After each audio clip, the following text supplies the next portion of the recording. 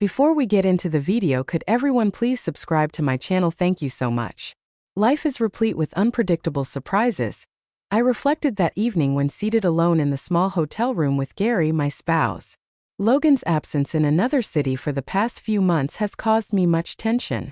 I missed him undoubtedly, but it was not just due to his absence. It was his disregard, his indifference. The fundamental issue was that solitary nights were eroding my spirit. How could I have anticipated that requesting my stepson Gary to transport me to your father would result in us being confined in a hotel room together? A little hotel room featuring a solitary bed. I was unaware of the impending events. I will recount every detail from the outset. Rest assured, the conclusion of this narrative will be significantly more thrilling than anticipated. That morning when I departed the house, I briefly observed my reflection in the mirror. I felt anxious. Indeed, I still appeared attractive.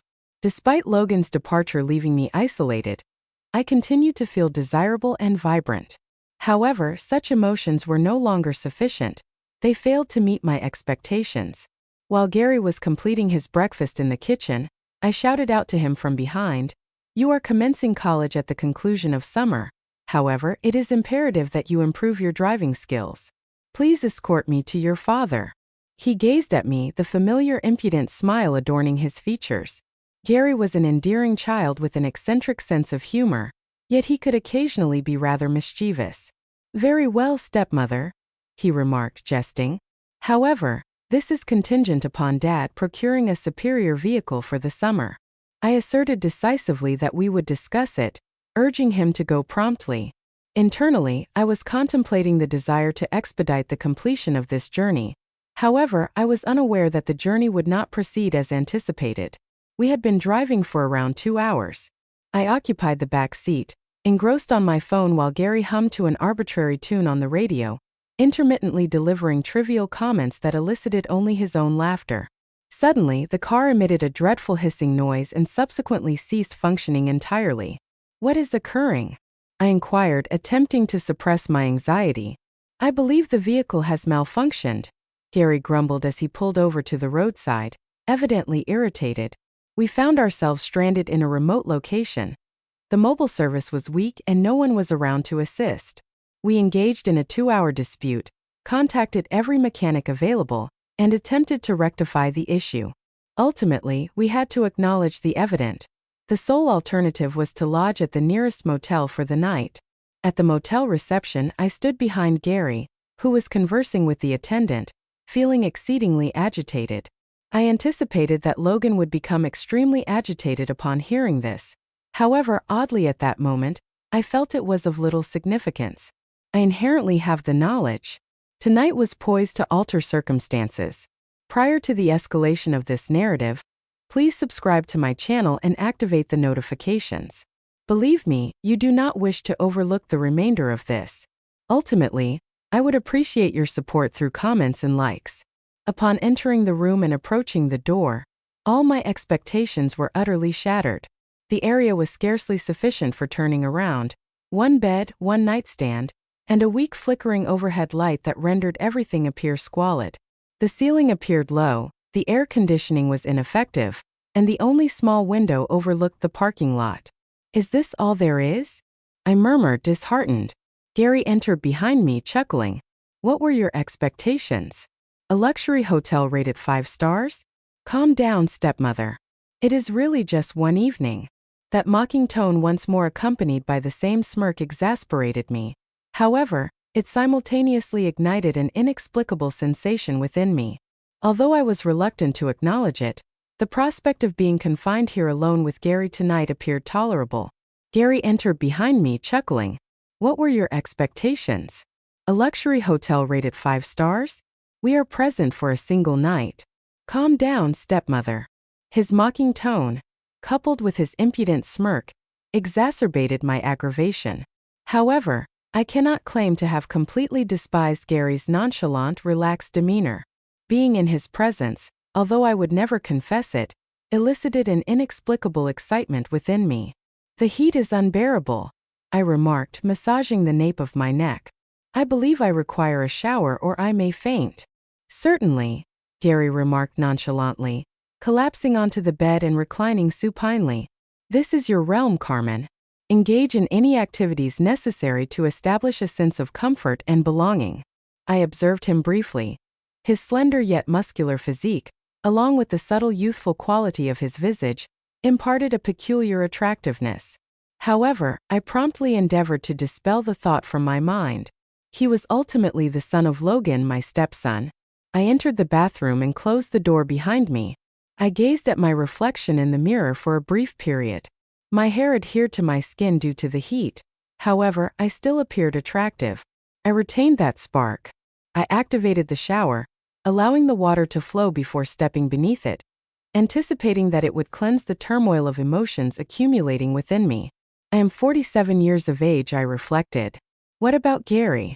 Gary is no longer a child. He is 22 years old and is set to commence his college education. We are confined together in this small motel room for several days. The notion both disturbed and exhilarated me in an indescribable manner.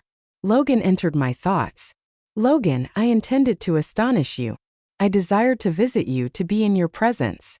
Currently, I find myself confined in this hotel room with your son, and I am uncertain about my emotions toward the situation."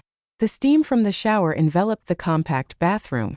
The warmth soothed my body while my mind remained agitated. Gary's smile and his relaxed demeanor ignited an unforeseen reaction within me.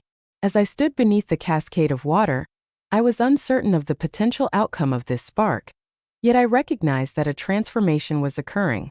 Subsequently, I resolved to descend for dinner and alleviate my thoughts. I donned a lightweight, airy outfit. It was ideal for the heat, yet it also instilled a sense of calm, as if I were attempting to dispel some unusual strain. The hotel restaurant was unpretentious yet inviting, appropriate for a venue of this size. I requested a light repast and a glass of wine, anticipating it would facilitate my relaxation.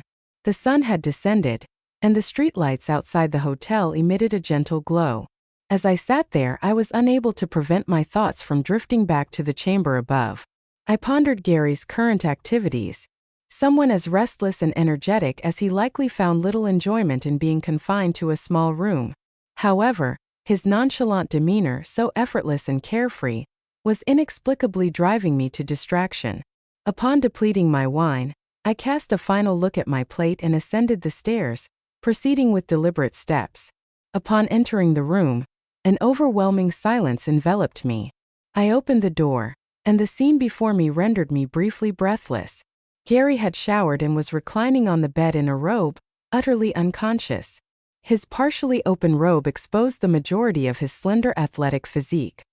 His wet hair draped over his forehead, and a subtle smile graced his lips as if he were in a dream. My heart began to race. I was unprepared for what I encountered. I momentarily paused by the door, uncertain of my next action. Within me, there existed an unusual amalgamation of feelings. I had embarrassment, yet I was unable to avert my gaze from him. "Carmen, what are you doing?" I reprimanded myself inside, recognizing that he is Logan's son. However, my eyes deceived me, captivated by the section of his robe that had fallen ajar. What I observed evoked a warm sensation within me. The limited dimensions of the space exacerbated the situation. There was no additional bed. It was either slumber with him or endure the remainder of the night in a chair in this heat. The prospect of a chair appeared unattainable. I entered the room gradually, Gary's consistent rhythmic respiration permeating the atmosphere. I inhaled deeply, attempting to concentrate. However, the turmoil within rendered clear thought unattainable. I needed to compose myself. "Very well, Carmen," I murmured to myself, "it is really one night, nothing further. This is devoid of significance. I intended to surprise Logan, but instead, I find myself stranded here. Exhibit rationality, maintain composure." I approached the bed and gazed at Gary. It was pulsating rapidly. At that point, I positioned myself at the edge of the bed and seated myself on the chair directly opposite him, my gaze fixed upon his.